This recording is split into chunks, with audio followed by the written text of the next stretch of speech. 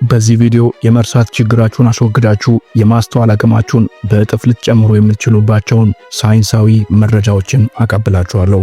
ከመጀመሪያው ክፍል የቀጠለ ነው። የመጀመሪያውን ያላያችሁ ገብታችሁ ይዩትና ወደዚህኛው ብትመጡ የበለጠ የተሻለ መተሳሰር ታገኛላችሁ። አንደኛ ኢንቫይሮንመንት ወይም ደግሞ አካባቢ። የጸዳ አካባቢ የትኛውም ቦታ ቢሆን ማንነትን ለመስራት እንዲሁም ደግሞ በአእምሮ ውስጥ የሚቀርጸን መረጃ ለመቅረጽ የበለጠ ወሳኝ ሚና እንደሚጫወት በ19ኛው ክፍለ ዘመን ተጠንቶ የተደረሰበት የኤፒጄኔቲክስ ሳይንስ ያሳያል። ኤፒጄኔቲክስ ማለት ቢዮንድ ጂንስ ማለት ነው። ያም ማለት ኢንቫይሮንመንት ከጂኖች ወይም ደግሞ ከዲኤንኤ ውቅራችን እንደሚበልጥ የሚያሳይ ሳይንስ ነው። ሰዎች የማይረዱት ነገር እንዲሁም ደግሞ በአስተውሎታቸው ውስጥ የሚያመጣውን ጫና የማይገነዘቡት ነገር ቢኖር አካባቢያቸው ምን ያህል ኢንፍሉዌንስ እንደሚያደርጋቸው ነው። አብዛኞቹ ሰዎች በማይጠቅማቸው ሰዎች ራሳቸውን ይከባሉ። ዝንባሌያቸው ባልሆነ አካባቢ የተለያየ ሰዓታቸውን ያሳልፋሉ። ያ በሚሆንበት ጊዜ አካባቢው ላይ ያለውን ማንነት ሰብኮንሺየስሊ እየተላበሱ እንደሚሄዱት ይዘነጋሉ።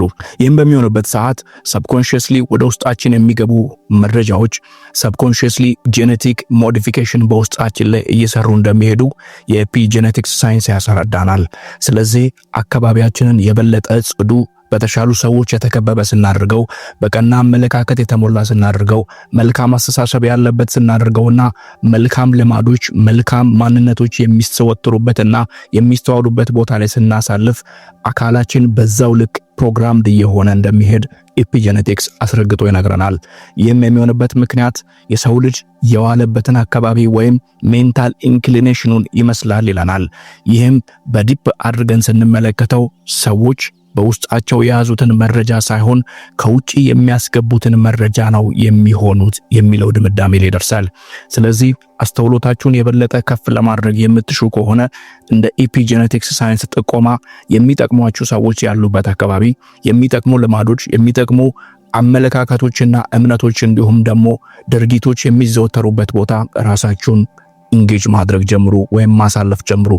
ለምሳሌ ሶሻል ማህበራት ሊሆን ይችላል ወይም ደግሞ ሲቪክ ማህበራት ሊሆን ይችላል። በተለያየ አካባቢ የምትገኙ ደግሞ ሮትራክት ክለቦች ሊሆን ይችላል፣ ቡክ ክለቦች ሊሆን ይችላል።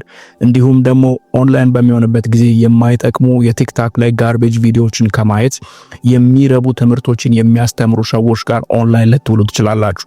ይህንን ባደረጋችሁ ቁጥር አእምሯችሁ የሚመጣውን ይሆናል ማለት ነው። ስለዚህ የበላውን እንዲገልጠው የምታደርጉት በኤፒጄኔቲክስ ሳይንስ መሰረት ውስጣችሁ ያስገባችሁት የመረጃ ጥረት ነው ውስጣችሁ ያለውን አስተውሎት ከፍ የሚያደርገው።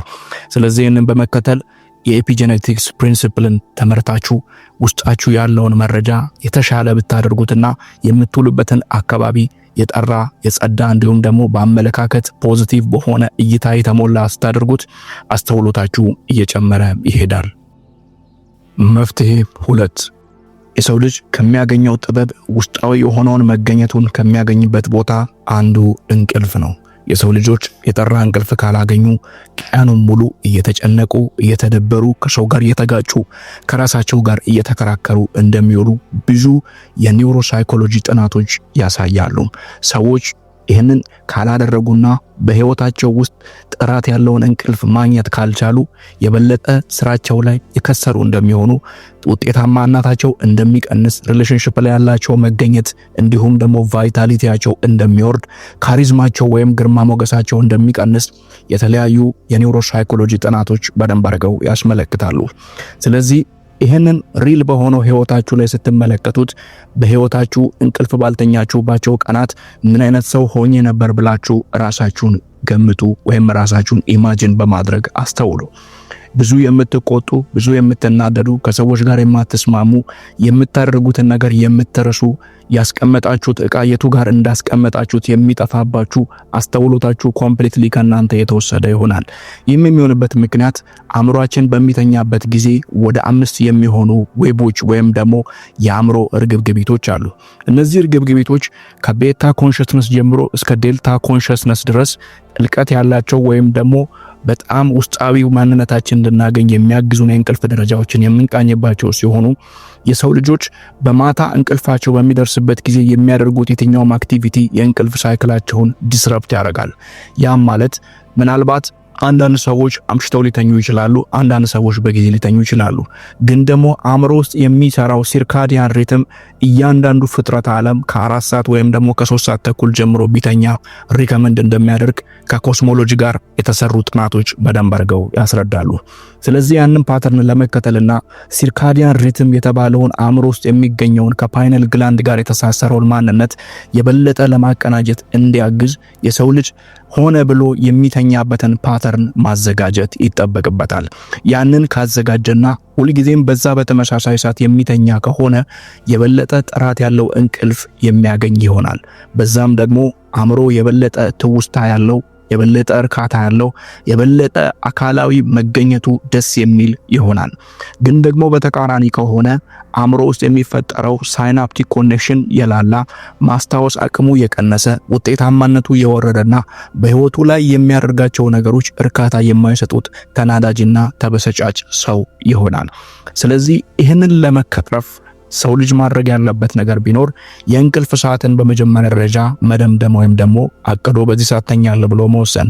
ምናልባት አንዳንድ ኢቨንቶች ወይም ደግሞ ኦኬዥኖች ይኖራሉ። እነዛን ኦኬዥኖች እንዳሉ ሆነው ግን ህይወት ውስጥ የሚፈጠሩ ሁኔታዎችን ተከትሎ ሳይሆን የሰውነትን እረፍትና የአእምሮን እረፍት ተከትሎ ይህንን ሰዓት ማበጀት የበለጠ ውጤታማ ያደርጋል። ስለዚህ እንቅልፍ ከመተኛታችሁ በፊት ከስልካችሁ ጋር ያላችሁን ኢንተራክሽን ቀንሱ። ብሉ ላይት ኢንተራክሽን የበለጠ አእምሯችን ወደ አልፋና ወደ ቴታ ዌቭ ከመውረድ ይልቅ እዛው ቤታ ኮንሽስነስ ላይ ወይም ደግሞ ንቃተ ህሊና ላይ ሆኖ እንዲቀር ያደርገዋል። ንቃተ ህሊና ላይ ሆነ ማለት ወይም ደግሞ ቤታ ኮንሽስነስ ወይም ደግሞ የቤታ እርግብግቢት ላይ ሆነ ማለት አእምሮአችን የበለጠ የሚያውጠነጥንና የሚያስብ ይሆናል እንጂ የሚተኛ ወይም ደግሞ የሚያንቀላፋ አይሆንም። በዚህ ሰዓትም ፓራሲምፓቲክ ነርቨስ ሲስተም ሳይሆን ሲምፓቲክ ነርቨስ ሲስተማችን ይከፈታል። ሲምፓቲክ ነርቨስ ሲስተም ደግሞ በውስጡ የሚይዘው ፋይት ፍላይት ኤንድ ፍሪዝ ነው።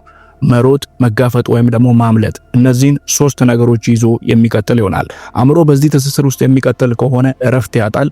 እረፍት በማጣቱ ምክንያት የአእምሮ ውስጥ መዘበራረቅ ሲያጋጥም እነዚህን ቻሌንጆች የሚጋፈጥ ይሆናል ማለት ነው። ስለዚህ እነዚህን በምን መልኩ ማስወገድ ይቻላል? በመጀመሪያ ደረጃ ብሉ ላይትን መቀነስ ወይም ደግሞ ከስልክ ጋር ከቲቪ ጋር እንዲሁም ደግሞ ሪሌት ከሚያደርጉ ላፕቶፕ እና ታብሌቶች ጋር ያለን ግንኙነት መቀነስ ወይም ደግሞ ከተቻለ ከስራ ጋር የሚያያዝ ከሆነ መነጽር መጠቀም። ከዛ በመቀጠል ደግሞ ስትረስን ባላንስ ማድረግ። ስትረስን ባላንስ ማድረግ የምንችለው ጭንቀቶች ይመጣሉ። ጭንቀቶችን የምናስተዳድርበት መንገድ የበለጠ ውጤታማነታችንን ወይም ደግሞ የምንሰራው ስራ ፍሬ ነገር እንዲኖረው የማድረግና ያለማድረግ ሁኔታውን ይወስናል። ስለዚህ ጭንቀት ሲመጣብን ሪያክት አድርገን ተበሰጫጭተን በዛ ነገር ውስጥ ሰጥመን ኬሚስትሪውን ከምንደባላለቀው ይልቅ የበለጠ ተረጋግተን ለነገሩ የምንሰጠውን ምላሽ ማስተካከል መቻል። በሁለተኛ ደረጃ መልቲታስክ ማድረግን መቀነስ። መልቲታስክ ማለት ነገራቶችን ደራርቦ መስራት፣ አንዱ ነገር ሳይጨርሱ ወደ ሌላው ትኩረት እንዲሄድ ማድረግ። ይህንን ካደረግን የበለጠ አእምሯችን የተረጋጋ፣ አንዱን ስራ በስነ ስርዓት ሰርቶ ወደ ሌላኛው የሚሄድ፣ በኋላም በምንተኛበት ጊዜ ደግሞ እንቅልፍ እንዳናጣ እያንዳንዱ ነገር በክንዋኔው መሰረት እንድናደርግ ያግዘናል። ሌላውና ወሳኙ ነገር ለእንቅልፍ ጠቃሚው ነገር ምግብ ነው። ምግብ ስንመገብ አብዛኞቻችን ያለንበት ሁኔታ ኢኮኖሚያዊ ማንነታችን ሊወስነን ይችላል። ግን ደግሞ ያንን ባላንስ ለማድረግ በህይወታችን የምንጠቀማቸውን ነገሮች አመጣጥነን ለመጠቀም መዘጋጀት አለብን። ይህም ማለት ትሪፕቶፋን የሚባል ንጥረ ነገር ወይም ደግሞ የአሚኖ አሲድ ቢልዲንግ ብሎክ አለ። ያ ማለት የሰው ልጅ የበለጠ ሜላቶኒን ፕሮዲውስ እንዳደርግ፣ ሜላቶኒን ደግሞ የእንቅልፍ ኬሚካል ነው። ሲርካዲያን ሪትምን ባላንስ ያደርጋል። ያንን ባላንስ የሚያደርጉ ምግቦችን መመገብ ልክ እንደ የተፈላ ወተት፣ ሙዝ፣ የበሰለ ሙዝ እንዲሁም ደግሞ እርጎ፣ ዳይተሪ የሚባል ወይም ደግሞ እንስሳት ተዋጽኦ ጋር የተገናኙ ምግቦችን ስንመገብ፣ ስጋ ነገር ስንመገብ፣ እንዲሁም የፍራፍሬ ጁሶች በምንመገብበት ጊዜ ትሪፕቶፋን የበለጠ ፕሮዲውስ ያደርጋል። ትሪፕቶፋን ፕሮዲውስ ሲደረግ ሜላቶኒን እንዲመነጭ ያደርጋል። ሜላቶኒን ደግሞ እንቅልፋችንን በስነ ስርዓት እንድንተኛ ያግዘናል። ሌላው የሚያቃጥሉ ምግቦችና ቅመም የበዛባቸውን ምግቦችን መቀነስ፣ ዘይት የበዛባቸውን ምግቦችን መቀነስ፣ በጣም ከፍተኛ አማውንት ኦፍ ፋት ወይም ደግሞ ለመፈጨት የሚከብዱ ምግቦችን መቀነስ። ያም ማለት ልክ እንደ እንቁላል፣ አቮካዶ ከሌላ ነገር ጋር ቀላቅሎ መመገብ እንዲሁም ደግሞ ሌላ ሪሌት የሚያደርጉ ምግቦች ካሉ እነሱን መቀነስ። ያ ሲቀነስ በተበለጠ እንቅልፍ ላይ ለውጥ የሚኖር ይሆናል። ሌላው ደግሞ ሊተኙ ሲሉ መመገብ መቻል ነው። ሊተኙ ሲሉ መመገብ የበለጠ ዳይጀስቲቭ ሲስተም እንዲጨናነቅና ዳይጀስቲቭ ትራክት የበለጠ ቢዚ እንዲሆን ያደርጋል። አንጀት ንቁ ከሆነ አእምሮ ንቁ ይሆናል። ምክንያቱም ሁለቱም የተሳሰሩ ናቸው። አንጀትም አእምሮም የተለያየ ሜሴጅ ወይም ደግሞ መልእክቶች የተላላኩ ስለሚሰሩ እነዚህ ሁለቱ ነገሮች የበለጠ ባላንስድ ካልሆኑ ወይም ደግሞ ቀድመን በልተን ዳይጀስቲቭ ሲስተሙ ነገራቶችን አውርዶ ወይም ደግሞ ዝቅ አድርጎ ኤንዛይማቲክ አክሽኑ የሚፋጠንበትን ፔስ ወይም ደግሞ ፍጥነቱን ከቀነሰ የበለጠ እንቅልፋችን ላይ ጥራት የምናገኝ ይሆናል ማለት ነው። ስለዚህ በዚህ መልኩ በማድረግ ለእንቅልፋችን ጥራት መፍጠር እንችላለን። እንቅልፋችን ኳሊፋይድ ከሆነና የተሻለ ከሆነ የበለጠ የማስታወስ አቅማችንና የማስተዋል አቅማችንን እየጨመርን እንሄዳለን። ምናልባት እንቅልፍ የሚያስቸግራችሁ በእንቅልፍ ላይ የማንኮራፋት ምናምን እንደዚህ አይነት ሲስተሞች የሚያጋጥሟችሁ ከሆነ ቅዠት የሚያጋጥሟችሁ ከሆነ የሚያስፈልጋችሁ የማማከር አገልግሎት ስላለ በውስጥ በኩል በእነዚህ ስልኮች ከኔ ጋር በመነጋገር ልናስተካክለው እንችላለን። ሌላው ሶስተኛው ሐሳብ አዲስ ትምህርት ነው። አዲስ ትምህርት ማለት አእምሮ ሳይናፕቲክ ኮኔክሽን ወይም ደግሞ ኒውሮፕላስቲሲቲ በሚባለው ሳይንስ መሰረት አእምሮ የሚለጠጥ ነው። ስለዚህ ሁልጊዜም ያንን እያስተማርነው መሄድ ይጠበቅብናል። ያንን ካላስተማርነው በህይወታችን የሚያጋጥመን ፈተና እንዴት አድርገን ልንወጣው እንደምንችል ከመረዳት አልፎ በህይወታችን ላይ የሚያጋጥሙን ፈተናዎች የበለጠ ለስቃይና ለመከራ የሚዳርጉን እንዲሆኑ ያደርጋል። ስለዚህ ያንን ለመወጣት ሁልጊዜም አዲስ ትምህርቶችን መማር ይጠበቅብናል። አዲስ ቋንቋ፣ አዲስ ክህሎት፣ አዲስ ግንኙነት፣ አዳዲስ መጽሐፎችን ማንበብ፣ አዳዲስ ቪዲዮዎችን መመልከት፣ ከአዳዲስ ሰዎች ጋር መተዋወቅ፣ አዲስ ኢንቫይሮንመንት ኤክስፒሪየንስ ማድረግ፣ ካለንበት ቦታ ለቀን የሆነ የማናውቀው ቦታ ሄደን አእምሮአችንን የበለጠ ሪፍሬሽ ለማድረግ መነሳሳት። ያንን ባደረግን ቁጥር አእምሮአችን የበለጠ ዋየር ያደርጋል፣ ሲንክ ያደርጋል፣ ሊንክ ያደርጋል። እያንዳንዱ ኢንፎርሜሽን ይተሳሰራል። በዚህም ሂደት ውስጥ ሳይናፕቲክ ኮኔክሽን፣ ዴንድራይት ኮኔክሽን እየተፈጠረ ሲሄድ አእምሮአችን የበለጠ የመተሳሰር አቅምና የአስተውሎት አቅሙ ይጨምራል። አዲስ ቋንቋ በምንማርበት ጊዜ ቋንቋዎች እርስ በርሳቸው ሊንግዊስቲክ ሊንኬጅ ይፈጥራሉ ማለት ነው። መጀመሪያ በምናውቀው በአማርኛና በግዕዝ፣ በአማርኛና በትግርኛ እንዲሁም ደግሞ በተለያዩ ቋንቋዎች ማለት መተሳሰር ይፈጠራል። ያ ሊንኬጅ ደግሞ የበለጠ አእምሮአዊ የሆነ ትስስርን እየፈጠረልን ይሄዳል ማለት ነው። ስለዚህ ያንን ለማድረግ በቀላሉ ስልካችሁ ላይ አፕሊኬሽን አውርዳችሁ መጠቀም ትችላላችሁ። ለምሳሌ እኔ የምጠቀመው ዱኦሊንጎ የሚባል አፕሊኬሽን አለ። ዱኦሊንጎ ውስጥ ገብታችሁ የምትፈልጉትን የውጭ ሀገር ቋንቋ ከቤዚክ ጀምሮ በጣም ፐርፎርም ከሚያደርግ ሌቭል ድረስ ያስተምራል። ስለዚህ በዛ ውስጥ ገብታችሁ እያንዳንዱን ከሰላምታ ጀምሮ ሌት የሚያደርጉ ቋንቋዎችን መማር ትችላላችሁ። እኔ በዚህ ሰዓት የጣሊያንኛ ቋንቋና የኮሪያኛ ቋንቋ ለመለማመድ እየሞከርኩ ነው ያለሁት። ስለዚህ ይሄንን ወስዳችሁ ህይወታችሁ ላይ ፕራክቲስ ብታደርጉት የበለጠ ህይወታችሁን ኢናንስ ያደርጋል፣ የአስተውሎት አቅማችሁን ይጨምራል። በአራተኛ ደረጃ ስትረስ ማኔጅመንት ነው። የሰው ልጆች ጭንቀትን ማስተዳደር ካልቻሉ የበለጠ በጭንቀት ውስጥ ኮንሱምድ የሚሆኑ ወይም ደግሞ የሚዋጡ ይሆናል። ጭንቀት የዋጠው ሰው ደግሞ ምን ማድረግ እንዳለበት አያው። ያም ማለት ምን ማለት ነው? የሰው ልጆች የበለጠ አእምሮአቸው ፎከስ ካላደረገና የሚሰራውን ስራ በስነ ስርዓት ካልተረዳና ካላወቀ ግራ ይገባዋል። የሚያደርገውን አያውቀውም። የት መሄድ እንዳለበት፣ ማንን መጠየቅ እንዳለበት፣ በምን መልኩ ሁኔታውን ማከናወንና መወጣት እንዳለበት አይረዳውም። ስለዚህ ያንን ለመወጣትና ለማከናወን የሚያስፈልገው ምንድነው? ለሚመጣው ጭንቀት እንዴት ማኔጅ ላደርገው እችላለሁ ወይም ደግሞ እንዴት ልወጣው እችላለሁ የሚለውን መረዳት ነው። ያንን ከሻለ መልኩ ጭንቀት ሲመጣ የሚያስተዳድርበትን መፍትሄና እንዲሁም ደግሞ ሐሳባዊ እይታዎች ካስቀመጠ ያ ሰው በምን መልኩ አድርጎ ጭንቀቱን ሊያስተዳድር እንደሚችል ተረድቷል ማለት ነው።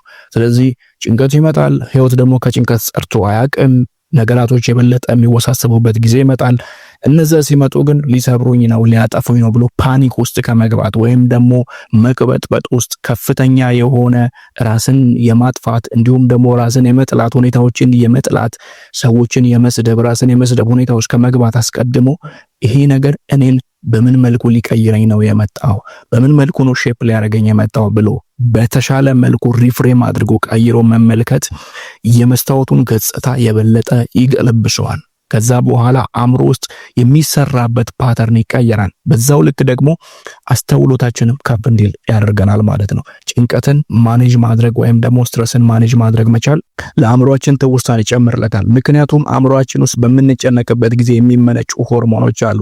ልክ እንደ ኮርቲሶል፣ ኖሬፒኔፍሪን፣ አድሬናሊን የሚባሉ ከነሱ ጋር ሪሌት የሚያደርጉ ሌሎች ኔጌቲቪቲ ላይ ቤዝ እንዳደረግና እንዲሁም ደግሞ አሉታዊ ነገሮች ህይወታችን እየተቆጣጠሩት እንደሆነ እንድናስብ የሚያደርጉ ሆርሞኖች አሉ። ስለዚህ እነዛን ሆርሞኖች በተመነጩ ቁጥር ደግሞ አእምሯችን ውስጥ ዲሜንሺያ ይፈጠራል፣ አልዛይመር ይፈጠራል።